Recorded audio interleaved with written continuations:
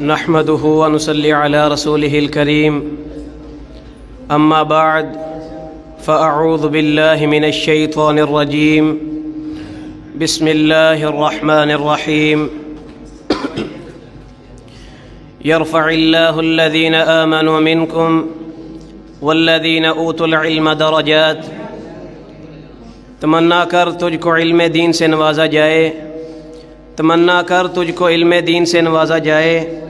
آخرت میں سرخرو ہو تو جنت کا رستہ دکھا دیا جائے۔ محترم سامعین، علم کے ذریعے آدمی ایمان و یقین کی دنیا کو آباد کرتا ہے، بھٹکے ہوئے لوگوں کو راہ راست پر لے آتا ہے، بروں کو اچھا، دشمن کو دوست اور بیگانوں کو اپنا بنا لیتا ہے، اور اس دنیا میں امن و امان کی فضا کو پیدا کرتا ہے۔ علم کی فضیلت و عظمت، ترغیب و تاکید جس بلیغ و دل اویز انداز میں پائی جاتی ہے، اس کی نظیر اور کہیں نہیں ملتی۔ تعلیم و تربیت، درس و تدریس تو گویا اس دین کا لازمی جزو ہے۔ کلام پاک کے تقریباً 78,000 الفاظ میں، ان 78,000 الفاظ میں سے جو پہلا لفظ رب ذوالجلال نے نبی کریم صلی اللہ علیہ وسلم کے سینہ اطہر پر نازل فرمایا وہ اقرا ہے۔ اللہ تعالیٰ فرماتے ہیں اقرأ بسم ربک الذی خلق خلق الانسان من علق اقرأ وربک الاکرم الذی علم بالقلم۔ گویا کہ وحی الہی کے آغاز میں جس بات کی طرف سرکار دو عالم صلی اللہ علیہ وسلم کے ذریعے نوع بشر کی توجہ دلائی گئی، وہ لکھنا پڑھنا اور تعلیم و تربیت کے زیور سے اس انسانی زندگی کو آراستہ کرنا تھا۔ حضور صلی اللہ علیہ وسلم کے اعلان نبوت کے وقت جزیرہ عرب کی حالت یہ تھی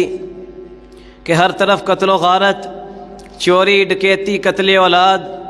زنا، بت پرستی جیسے تمام برائیاں ان کے اندر پائی جاتی تھی۔ اللہ کے رسول صلی اللہ علیہ وسلم نے ان کی تعلیم اور تربیت اس انداز میں فرمائی کہ ان کو زندگی گزارنے کے اس طرح کے طریقے اور اصول بتائے کہ وہ جو جانوں کے دشمن تھے ان کی زندگی بدل گئی اور وہ تہذیبی اقدار سے آشنا ہو کر تعلیم و تربیت سے جڑ گئے۔ اللہ ذوالجلال والاکرام نے قرآن حکیم میں جاہل اور عالم کے فرق کو واضح کرنے کے لیے فرمایا قل هل يستوي الذين يعلمون والذين لا يعلمون انما يتذكر اولو الالباب، اور ایک اور مقام پر فرمایا قل هل يستوي الاعمى والبصير ام هل تستوي الظلمات والنور۔ میرے بھائیو، قرآن کریم میں اس طرح کی بے شمار آیات موجود ہیں کہ جن آیات میں اللہ ذوالجلال والاکرام نے عالم اور جاہل کے فرق کو بیان کیا اور ان کے درجات کے تعین کے ساتھ ساتھ مسلمانوں کو علم کو حاصل کرنے کی ترغیب، اور اللہ ذوالجلال والاکرام نے علم کو حاصل کرنے کی ترغیب کی، ان کو تلقین کی۔ علم کی فضیلت اور اس کو حاصل کرنے کے حوالہ سے بہت سی حدیث موجود ہیں،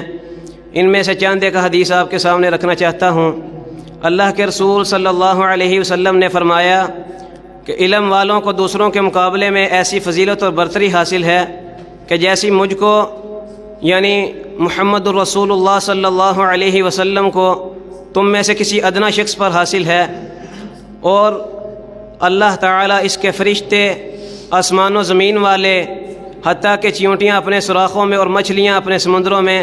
لوگوں کے معلم کے لیے، علم حاصل کرنے والوں کے لیے بھلائی کی دعا کرتے رہتے ہیں۔ حضرت عبداللہ بن عمر رضی اللہ تعالیٰ عنہ بیان فرماتے ہیں کہ ایک مرتبہ نبی کائنات صلی اللہ علیہ وسلم اپنے حجرہ مبارک سے باہر تشریف لائے اور مسجد نبوی میں داخل ہوئے تو وہاں پر 2 حلقے بیٹھے ہوئے تھے۔ ایک حلقہ وہ تھا جو قرآن کی تلاوت کر رہا تھا اور اللہ ذوالجلال والاکرام سے دعائیں کر رہا تھا، اور دوسرا حلقہ وہ تعلیم و تعلم کا کام سر انجام دے رہا تھا۔ تو نبی کریم صلی اللہ علیہ وسلم نے فرمایا کہ یہ دونوں حلقے ہی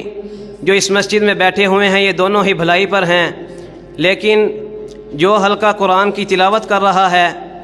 اور اللہ سے دعائیں مانگ رہا ہے، یہ اللہ ذوالجلال والاکرام کے اختیار میں ہے کہ اللہ تعالیٰ ان کی دعا کو قبول فرمائے یا نہ فرمائے۔ لیکن یہ جو لوگ تعلیم حاصل کر رہے ہیں یہ ان سے بہتر ہیں، اور اللہ کے نبی صلی اللہ علیہ وسلم ان کے پاس بیٹھ گئے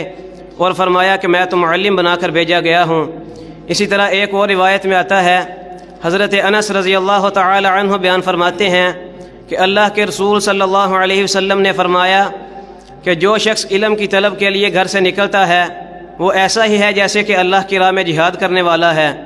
یہاں تک کہ وہ اپنے وطن میں واپس لوٹ جائے۔ اور حضرت علی رضی اللہ تعالی عنہ فرماتے ہیں کہ نبی کائنات صلی اللہ علیہ وسلم نے ارشاد فرمایا کہ علم کا سیکھنا ہر مومن پر فرض ہے، اور اس علم سے مراد نماز، روزہ، حلال و حرام، احکام و حدود کی معرفت کو حاصل کرنا ہے۔ یہ علم ہی ہے جس کی بدولت انسان کو تمام مخلوقات سے اشرف بنا دیا گیا۔ یہ علم ہی ہے کہ جس کے ذریعے سے عبد اور معبود کا تعلق مضبوط ہوتا ہے۔ ہمیں بھی چاہیے کہ ہم علم کو حاصل کرنے کے لیے ہر طرح کی مشکلات کو اٹھانے کے لیے تیار رہیں اور علم کو حاصل کریں۔ اللہ سے دعا ہے اللہ ہمیں علم نافع عطا فرمائے اور علم کے راستے پر استقامت عطا فرمائے۔ آخر